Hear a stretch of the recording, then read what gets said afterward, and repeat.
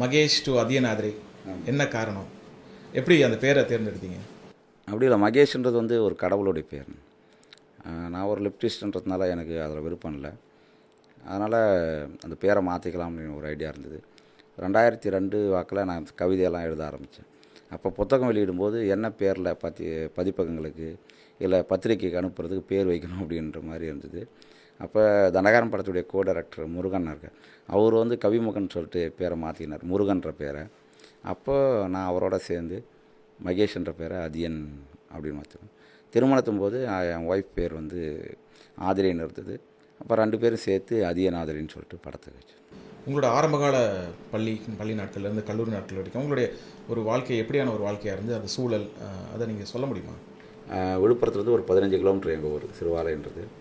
சிறுவாலைன்றதுக்கு முன்னே அது வந்து ஆரம்பத்தில் எங்கள் ஊர் கோவிலில் வந்து அது ஒரு மணியில் இருந்தது, மதுரை வீரன் கோவில். சிறு பாலைன்னு தான் இருந்தது, வானம் பார்த்த பூமி. அதுவும் அது ஒரு நிலமாகவே தன்னை வந்து இது வரைக்குமே வடிவமைக்க முடியாத பகுதி தான் நிறையா இருக்கும். எங்கள் ஊரில் பாதி பகுதி அப்படி தான் இருக்கும். அப்படி விவசாயத்தை நம்பி வாழ முடியாத ஒரு மக்கள் கல் உடைக்கிறது தான் தொழிலாக வச்சுருக்கிற ஒரு குடும்பத்துலேருந்து தான் நான் வரேன். பள்ளி நாட்களில் ஊர்களில் என்ன மாதிரியான சாதி ஒடுக்குமுறையை நேரடியாக நீங்களோ இல்லை உங்கள் குடும்பமோ இல்லை உங்களுடைய உறவினர்கள் நண்பர்களோ சந்தித்த மாதிரி இருக்கும்? நான் வந்து ஒரு சேரியிலேருந்து நான் வீட்டிலேருந்து கிளம்பும்போது எனக்கு அடுத்த தெரு வரைக்கும் எனக்கு வந்து ஒரு சுதந்திரமாக இருக்கிற மாதிரி இருக்கும். அதுக்கு அடுத்த தெருவை நான் வந்து கடக்கும்போதே நான் வந்து ஊர் தெருவுக்குள்ளே வரும்போதே நான் வந்து ஒரு அன்னிச்சையான வேற ஒரு ஊர், வேற ஒரு இந்த மரம் வந்து எங்கள் ஊர்னு சொல்லிக்குவேன் நான். ஆனால் அந்த மரத்தை நான் தொட முடியாது. இந்த கோயில் எங்கள் ஊரில் இருக்குதுன்னு சொல்லுவோம், அந்த கோயிலை நான் தொட முடியாது. அந்த குளத்தில் வந்து ஒரு பகுதியில் வந்து நாங்கள் குளிக்கணும், ஒரு பக்கம் அப்படி இருந்து என்னுடைய கிட்டத்தட்ட ஒரு 15 வயசு வரைக்குமே அப்படி தான் இருந்தது எங்கள் ஊர். அப்புறம் வந்து நிறைய சொல்லலாம். அதை என்ன சொல்கிறதுனா, பள்ளிக்கூடத்து வாத்தியார் தான் நிறைய எனக்கு சாதியை கற்றுக் கொடுத்தவங்களே சொல்லலாம்.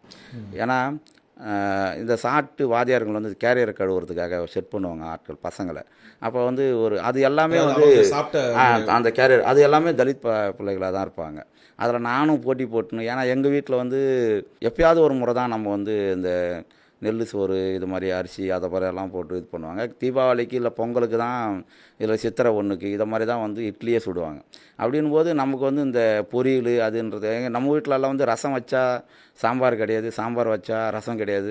2ம் வைக்கிறதுன்றதெல்லாம் வந்து இந்த புரட்டாசி மாதத்தில் 1ஆம் சனி 2ஆம் சனி அது மாதிரி விஷயங்களில் தான் இருக்கும். அப்படின்போது நாங்கள் அதை மாதிரி ஓடி இருக்கிறோம். அதை மாதிரி அதெல்லாம் பின்னால் பார்க்கும்போது தான் ஏன் வந்து தலித்துகளை மட்டும் அவங்க தேர்ந்தெடுத்துருக்குறாங்க, ஏன் வந்து அவங்க ஐடியாலஜிக்கலாக அப்படின்றது நான் வளர்ந்த பிறகு தான் எனக்கு தெரிஞ்சது.